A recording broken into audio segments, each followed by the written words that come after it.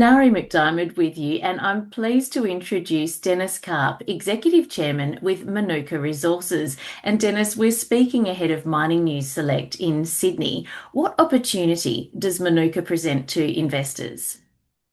The main opportunity that Manuka presents to investors is the fact that we are a near-term gold and silver producer, as well as being an explorer. We have a fully constructed plant. We will be in production in the June quarter before the end of June. And simultaneous, we have two of the most exciting projects. We've got the Mt Boppy gold project, which historically was one of the richest gold mines in New South Wales. It's produced 500,000 ounces of gold between 1895 and 1925 at 15 grams, which is almost half an ounce per ton.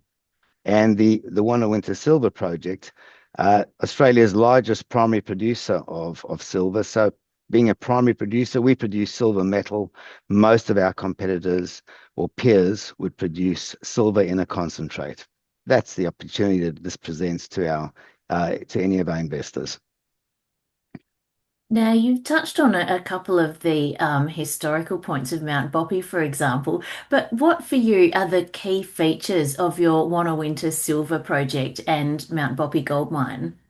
So the highlights of the project are short-term cash flows, which will be flowing through the fact that they are fully permitted. The infrastructure is already established, so there's no amortization costs of note that are going to be applied. And then very excitingly, this will be the first deep drill project at Mount Boppy. The project's already underway. Currently, Mount Boppy is only down to 200 meters. We've got a program going down to 500 meters. And between now and the end of the June quarter, those results will be available for the market to reflect on.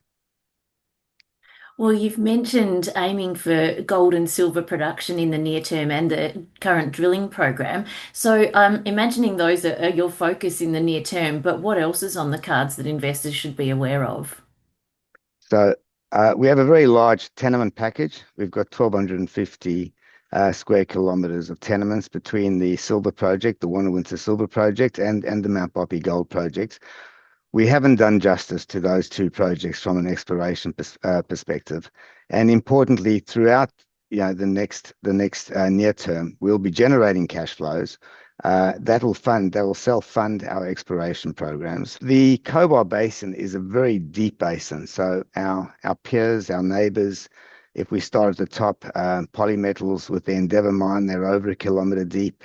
The CSA mine over 2 kilometers deep. Then above us, the Peak Gold Mine owned by Aurelia, 1.2 kilometers deep. Our Wonawinta Silver Project is only down to 60 meters. And as mentioned, the Mount Boppy Gold Project is only down to 200. So they both are really begging for additional exploration. That will make a material difference to the company going forward, coupled with the steady cash flows that I keep referring to. If we zoom out a little, Dennis, to the bigger picture, what does success look like for Manuka? Look, we're reasonably ambitious. We'd like to see ourselves transition from a junior resources company into a mid-tier company. And what that depends on is steady cash flows, ongoing steady cash flows. I mean, for a junior to have ambitions of paying dividends down the track, we do have that. We have some debt.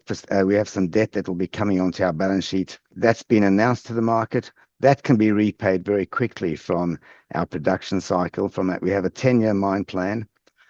So just again, steady cash flows, growing our resources base, our existing resource base, both gold and silver. And then also very importantly, we're the only plant in the southwest part of the Cobar Basin. So there's only one production facility down there. That's us. We can see this becoming much more of a stronghold in the years to come. Well, Dennis, some exciting times ahead, as you say. Thank you so much for taking the time to speak today. Thanks very much, Laurie.